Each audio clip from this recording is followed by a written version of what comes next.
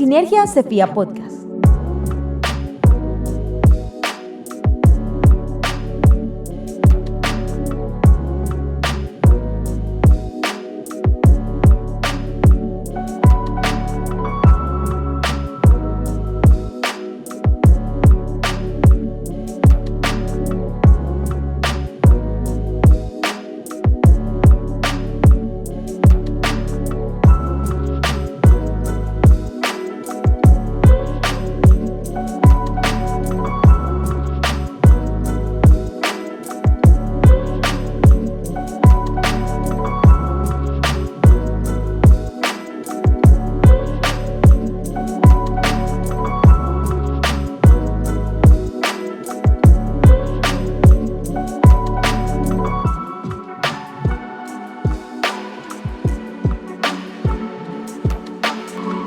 El siguiente programa es una producción del Colegio Federado de Ingenieros y de Arquitectos de Costa Rica. Los comentarios correspondientes a nuestros invitados y panelistas son de carácter personal y no reflejan necesariamente las políticas del CEFIA o sus agremiados. Sinergia Cefía Podcast.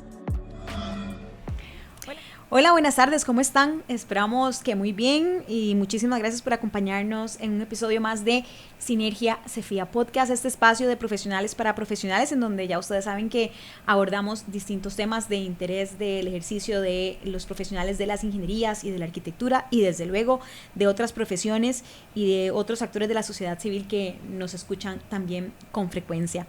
Recientemente el CEFIA dio inicio con su primera jornada técnica, un espacio que ha creado la Junta Directiva, también con la Comisión Pensar en Costa Rica, cuyo objetivo tiene que ver directamente con poder analizar temas asociados a problemáticas nacionales que son urgentes, que requieren un trabajo y voluntades de distintos sectores, pero sobre todo criterios técnicos. Y aquí sí es cierto que conversamos de eso, de los criterios técnicos. La primera jornada que se realizó fue la que analizó la problemática de la IA y tenemos aquí al experto que realizó el diagnóstico precisamente de la situación que pasa en la IA y que nos va a hablar de esa A chiquitita o de esa A con mayúscula y esa A con minúscula. Es el ingeniero Saúl Trejos, a quien le doy la bienvenida. Don Saúl, buenas tardes, ¿cómo está? Buenas tardes, Jessica, un gusto estar acá en Sinergia con ustedes y a la orden. Conversemos de ese tema que está sobre la mesa en estos momentos y no deberíamos dejar de enfriar para que las autoridades tomen decisiones importantes que urgen en este país. Don Saúl, y que tenemos una coyuntura muy particular, pero a propósito del jueves que se realizó esta jornada, hacíamos una breve reflexión y es que el IA lo hemos tenido en tapete por décadas, ¿verdad?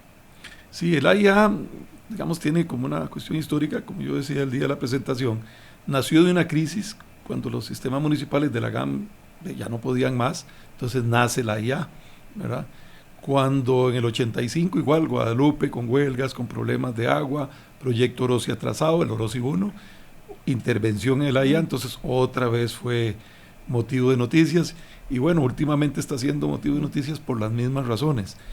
¿Qué es lo que pasa? Que históricamente, y eso es una cuestión incluso cultural, el país estaba acostumbrado, el servicio eléctrico, por ejemplo, era privado en su origen, la gente estaba acostumbrada a pagar por el agua. En los sistemas municipales, sobre todo en ese tiempo, la gente ni pagaba, entonces la gente estaba acostumbrada a tener el agua, pero no a valorarla. Y con el AIA, pues el AIA no recibe dineros del gobierno en general, entonces tiene que cobrar. Entonces es otra cultura y ha costado, históricamente, como digo, ha sido eficaz, pero sobre todo en los últimos años le falta eficiencia y a eso hay que apuntar. Don Saúl, yo creo que, y no lo hemos comentado o no lo vamos a comentar solo en este programa, hay cuestiones culturales que tenemos que erradicar, que afortunadamente hemos ido erradicando, o procesos de reeducación que hemos tenido como sociedad, independientemente de nuestro quehacer profesional, pero uno de ellos, por ejemplo, ha sido esta conciencia sobre el reciclaje, sobre el plástico que hemos cambiado afortunadamente. Cuando yo estaba en la escuela, ya hace unos años, más de 30, cuando yo estaba en la escuela, siempre me decían que el agua potable era un recurso inagotable y crecimos así con una cultura que hoy no solamente nos dice que no es cierto, sino que nos puede hacer pensar que nosotros mismos como ciudadanos también tuvimos ahí algún desfase o algunas omisiones que están generándonos la crisis en la que estamos. Correcto, de hecho, por ahí mencionábamos que hay 3 leyes que son muy importantes de modificar, de actualizar, y la primera de ellas, como gran sombrero, es, en lugar de la ley de aguas, que es del 42, tramitar la nueva ley de gestión integral del recurso hídrico. Va mucho más allá de la ley de aguas. Precisamente por esas cosas que usted decía, en el 42 habían 800,000 personas en este país. Ahora tenemos más de 5 millones, más bien 600,000 había. O sea, tenemos 8 veces más gente. El recurso se decía que era inagotable, ahora es un recurso en riesgo. Del turismo recibíamos 2,000 personas, hoy recibimos 2 millones. O sea, las cosas son muy distintas. Hay 20 instituciones que tienen que ver con el recurso hídrico, con el agua, con todo esto, ¿verdad? No puede seguir eso, hay que ordenar eso, tener una verdadera dirección de aguas que vea todos esos temas, que recoja la parte de aguas subterráneas del SENARA. No puede andar el agua subterránea por un lado, de la cual depende grandísima parte del país, y el agua superficial por otro lado. El control de la contaminación de aguas residuales y todo, que lo tiene el Ministerio de Salud, y que lo que hace es recibir reportes de laboratorios, pero que no hace una gestión. Eso debería estar todo junto en una institución que realmente tenga esa fortaleza. Esa es una de las primeras leyes. La otra, el AIA mismo. La ley de la AIA de creación es del año 61, formulada en el 60, me decía un colega hoy. Imagínense, tiene 64 años, merece, era otra realidad. Era para ir resolviendo, en primer lugar, el problema de agua de San José, y después ir asumiendo municipalidades, etcétera. Bueno, empezó en cero, ¿verdad? Y en 15 años tenía ya 2 grandes proyectos construidos, Puente Mulas y La Valencia. Esos dan 2,000 litros por segundo y lo siguen dando al acueducto metropolitano, ¿verdad? Es la tercera parte de toda la producción actual. Y por otro lado, el AIA pasó de tener 0 usuarios a tener en estos momentos el 82% de la población, 50% directamente, 50%, y 32% a través de más de entre 1.500 y 2,000 asadas y acueductos rurales. Las municipalidades solo tienen en estos momentos el 13% de la población, por algo ha sido, ¿verdad? Hay algunas que manejan bien sus sistemas, pero la gran mayoría simplemente el AIA se convirtió en el seguro de vida. Cuando ya fracasaba una gestión municipal, la última, por ejemplo, el Guarco, se la tiraban a la IA. Entonces la IA tenía que hacerse cargo con qué gente, obviamente no la tenía para ese sistema, con qué recursos, con qué programa de inversión, ¿verdad? Eso es la realidad que ha pasado. Y bueno, está la SPH, que tiene un 5% de la población, pero que tiene una ley incluso más moderna, ¿verdad? Entonces el IA, como tal, esa ley hay que cambiarla, hay que actualizarla.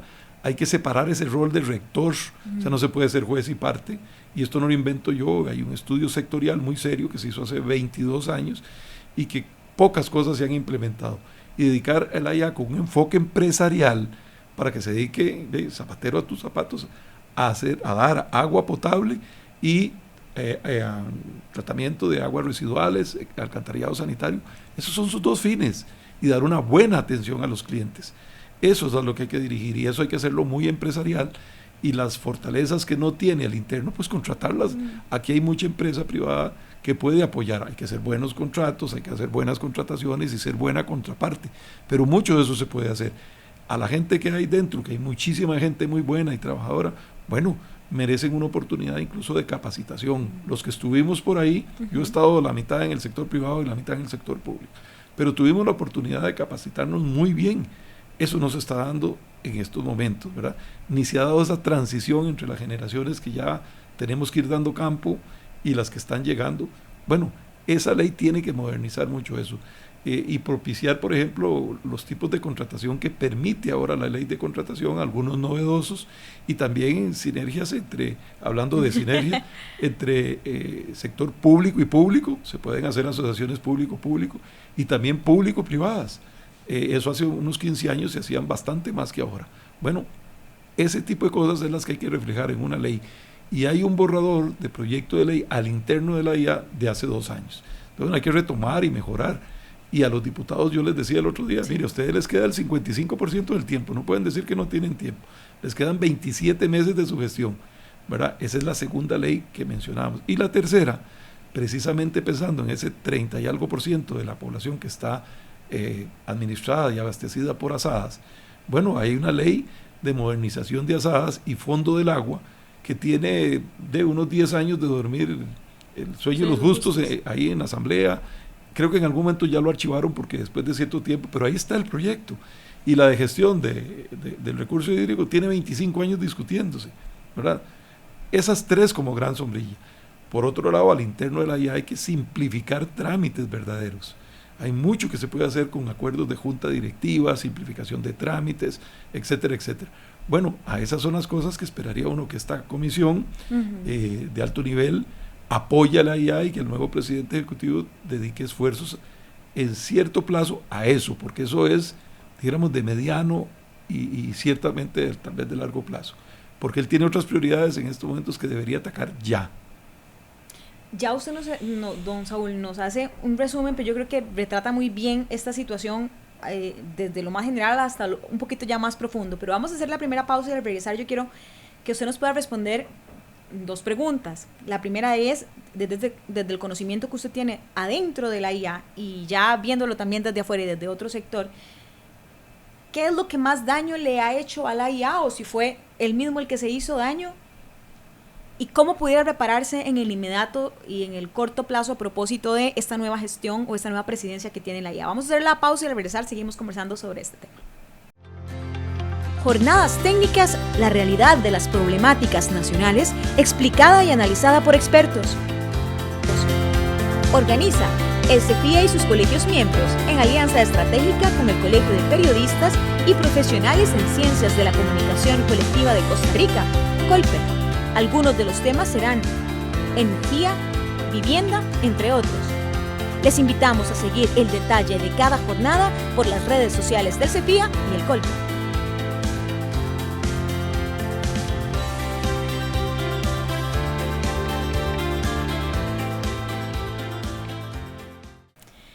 Continuamos en Sinergia CEFIA Podcast. Hoy con el ingeniero Saúl Tejos estamos hablando sobre la problemática de la IA. Fue quien nos acompañó en esta primera jornada, en esta labor que hace el CEFIA, muy valiosa de poder unir a los sectores, no solamente para un análisis, sino para buscar, analizar, ver las posibilidades de darle solución a los problemas, porque no podemos seguir esperando décadas, como ya lo hemos dicho, para solucionar algo que es vital en este caso, que es el IA, que indiscutiblemente los hechos recientes nos ponen en manifiesto que no podemos estar con esto. Seguimos todavía con situaciones particulares en distintas comunidades y probablemente se vayan sumando, que creo ha sido la tónica. Diferentes comunidades han tenido situaciones de desabastecimiento, ya la que conocemos de contaminación en el sector de Moravia, de Tibás, de Huehuechea y también en Turrialba. Antes de irnos a la pausa, don Saúl, le decía que quisiera que hablemos en este bloque de dos situaciones y le voy a hacer la primera pregunta.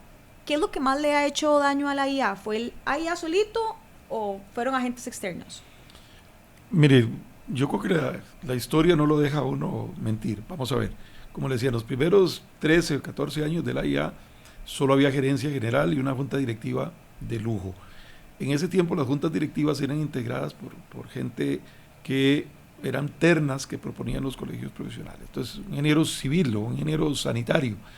El CEFIA se tenía que garantizar que los 3 candidatos que ponía eran de lujo, ¿verdad? Entonces se escogía entre 3, pero 3 buenos, igual el colegio de abogados, igual el colegio de médicos, etcétera. Eso se perdió. O sea, entonces las juntas directivas en algún momento empezaron a ser integradas, algunas con gente muy valiosa, pero otras con gente que realmente no tenía nada que aportar. Yo les contaba también que hubo un momento en una administración que ninguno de los 7 miembros, incluyendo el presidente ejecutivo, eran usuarios de la IA o eran clientes de la IA. Todos dependían de sistemas municipales o de asadas. Entonces, ¿cuál compromiso con el éxito, con el fracaso había? Por ejemplo, esa es la parte de las juntas directivas. Y el otro tema, que es una figura sumamente importante, que es cuando se crearon las figuras de los presidentes ejecutivos. Cuando en los primeros años, esos 13 años que se hizo Puente Mulas y La Valencia, proyectos muy grandes que siguen operando, ¿verdad? Tan grandes que entre los dos es como un Orosi, ¿verdad? Ahí lo que había era una gerencia general que partió de cero casi, ¿verdad? Y logró sacar esos proyectos y estaban construidos en 13 años. Ahora pasan 13 años y no se hace un proyecto de esos. Bueno, empezó con la ley esa de las presidencias ejecutivas, del 4.3, etcétera, etcétera. Ahí en adelante hubo presidencias ejecutivas de gente técnica, gente que sabe del sector, pero también hubo presidencias lamentables. Y tengo que decirlo, el señor ya murió y todo, pero la de el 82, al periodo 82-86, ameritó una intervención, O sea, estaba tan mal, el proyecto Orosi estaba perdido, habría avisos de corrupción, los programas de planificación estaban perdidos. Entonces el gobierno, ante una instancia de los profesionales de la IA, y se lo puedo decir con todo el conocimiento, yo leí ese documento aquí en el colegio, ¿verdad? Ante todo el mundo en la IA, y me tocó entregarlo un lunes en Casa Presidencial y al Ministerio de Salud, y el miércoles el Consejo de Gobierno, estando el presidente incluso fuera del país, tomó la decisión de intervenir a la IA.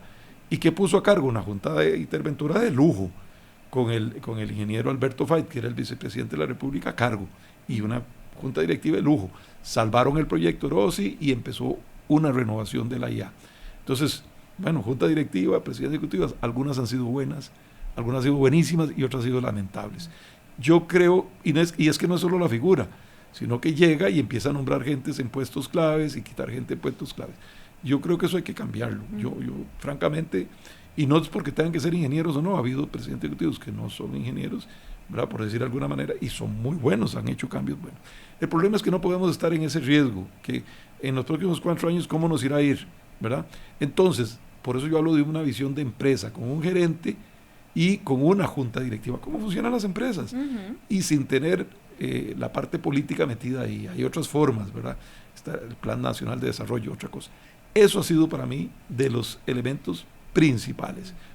Una inestabilidad terrible. Vea que desde diciembre de 2020 ahora llevamos 5 presidentes ejecutivos, 5 gerentes, un montón de subgerentes que cambian, ¿verdad? Así no se puede trabajar. Una institución tiene que tener una visión de largo plazo, un plan de inversiones a un plazo razonable y tiene programas que ejecutar. No puede ser que hoy un presidente ejecutivo dé un orden de prioridades, mañana el otro lo cambie, quíteme este proyecto, dele prioridad al otro, pare ese diseño. Todo eso ha pasado y eso no puede ser en una empresa seria de la cual depende en buena medida la salud y el desarrollo de este país. Sí, claro, y esa inestabilidad o esa incertidumbre que termina no solamente a ese nivel de gerencial, sino que empieza a bajar, termina teniendo un fuertísimo impacto en la sociedad, un fuertísimo impacto no solamente, cuando digo sociedad no me refiero solamente a los que somos los consumidores finales, sino a las dinámicas comerciales que se requieren desde la parte agrícola, ni qué decir del sector de construcción, y podemos ahí enumerar el turismo, la salud, es que impacta a todo mundo, agua contaminada, sinónimo en alguna medida de personas enfermas que terminan en un sistema de salud pública que ya está saturado por otras cosas, en donde hay que priorizar a pacientes que en ese momento tienen una emergencia, por ejemplo estomacal, por una mala manipulación, por decir algo leve, y genera una cadena de atrasos en otros pacientes que estaban esperando otro tipo de atención. Don Saúl, y la otra pregunta que le decía es, ¿qué se puede hacer o qué puede hacer el AIA en el inmediato plazo? Vamos a hablar solo del plazo inmediato, porque sé que aquí podemos conversar muchísimo, pero del plazo inmediato, ¿qué podría hacer? Eso es importantísimo, y yo espero que don Juan Manuel me pruebe totalmente equivocado en el sentido de las figuras de las presidencias ejecutivas. O sea, yo le deseo todos los éxitos, y lo he dicho aquí, se los he dicho a los otros presidentes ejecutivos, algunos lo han aceptado y otros no. Mire, con todo gusto, en forma ad honorem, por supuesto, no quiero ninguna contratación, ni mucho. Yo pongo parte de mi tiempo a disposición. ¿Qué haría? Bueno, uno tiene que atender este tema todavía del suministro en Guadalupe, Tibás, porque no está resuelto. O sea, hay gente muy seria que escribe de Tibás que siguen sin tener agua, sin horarios. Yo no sé qué está pasando en ese caso, pero ese es uno. Eso no está resuelto y hay que resolverlo. 2, dentro del mismo tema. Claro, debió haber estado programado desde hace rato, pero bueno, él tiene que enterarse cuáles son las medidas para este verano, ¿verdad? Pinta un verano muy difícil. El año pasado hubo unas lluvias en marzo que salvaron, pero este año no le pueste a eso.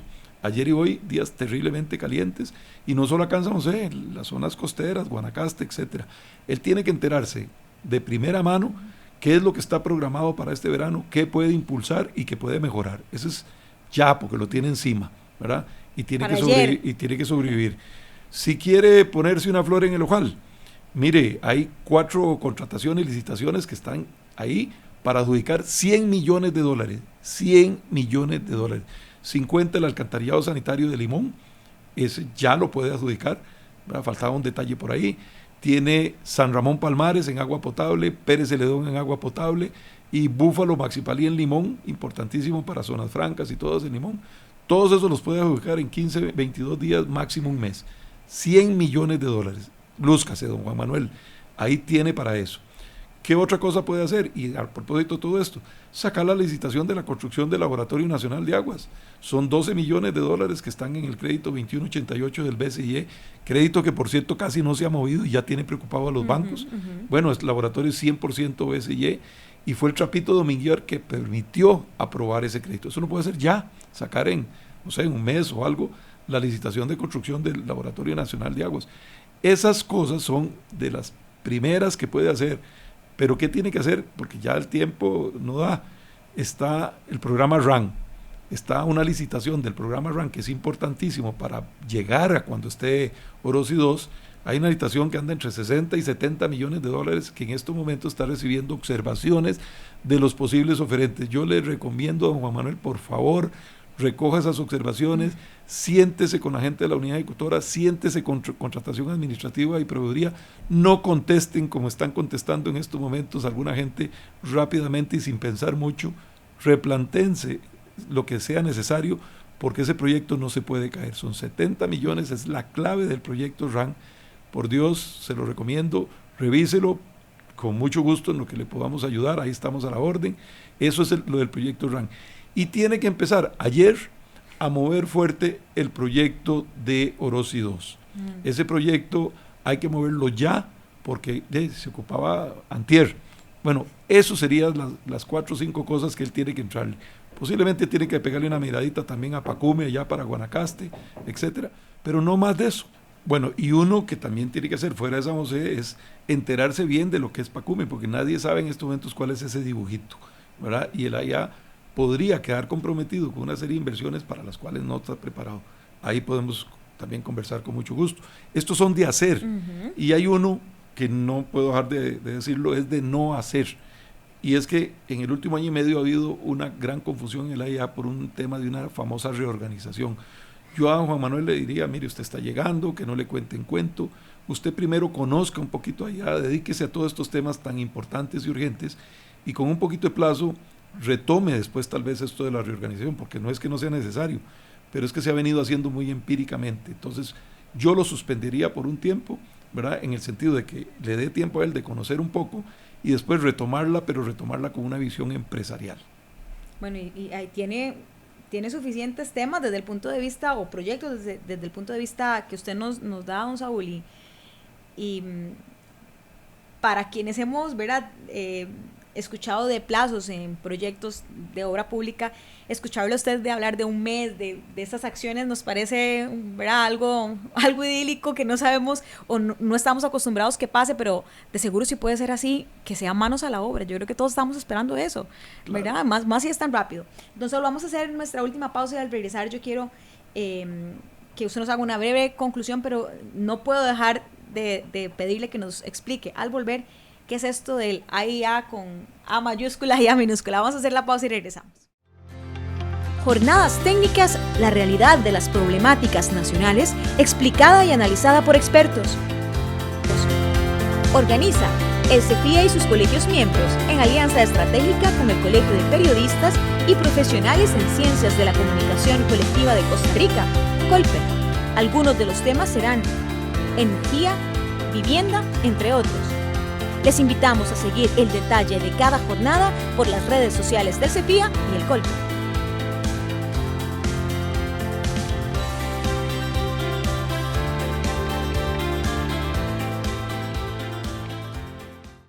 Continuamos con Sinergia CEFIA Podcast. Si ustedes quieren enviarnos propuestas de temas, quieren enviar algún tipo de comentario para que don Saúl amablemente después pueda contestarles, pueden hacerlo a través de nuestras redes sociales y también del correo electrónico sinergia@cefia.cr. Ya para concluir, don Saúl, explíquenos esto del AIA, una con mayúscula y minúscula. ¿A qué se refiere? Bueno, tengo que hacer un pequeño homenaje aquí a un colega que murió hace un año precisamente. Él era el presidente de ACRE, el ingeniero Ronald Calvo. Él siempre decía, ¿hasta cuándo vamos a escribir la primera A con mayúscula y la segunda con minúscula? Y la segunda se refiere al alcantarillado sanitario. Bueno, hay una política nacional, hay un plan de inversiones para nivelar esos 12 servicios, pero pareciera que no estamos haciendo. O sea, en agua potable se requieren de aquí al 2030 alrededor de 1.800 millones, y de eso hay financiado como el 25%. En alcantarillado sanitario se requieren como más de 1.100 millones, y solo hay financiado el 5. Dios, sí. ¿Sí? Y habían 100, bueno, no 100 millones, pero había un crédito, un programa por 100 millones, ¿verdad?, para 4 ciudades costeras, y hace 4 o 5 meses lo liquidó el ministro de Hacienda, y el AIA no supo moverse para mantenerlo. Ahí se quedó por fuera el alcantarillado y un centro de investigación en aguas residuales para todo Centroamérica, el alcantarillado con tratamiento de Palmares, de Jacó, ese por lo menos, porque estaban listos para sacar las licitaciones. Y también están en ese programa Golfito y Quepos Manuel Antonio. Hay una serie de proyectos para el alcantarillado sanitario, y voy a empezar por el que se ha invertido, no sé, 300, 400 millones, que es aquí en el área metropolitana, pero que requiere todavía como 250 millones que no tiene. Y sin eso no se van a poder terminar las extensiones, conectar las redes que ya se construyeron. Entonces no se va a lograr el fin del saneamiento, de que esas aguas no vayan a los ríos ni a los acuíferos, sino que vayan a una planta de tratamiento. Entonces hay que meterle a ese programa todavía un poco de plata y llevar la planta de Los Tajos, que está en tratamiento primario, y que eso se lo permite el reglamento de vertidos, una transición hasta el año entrante.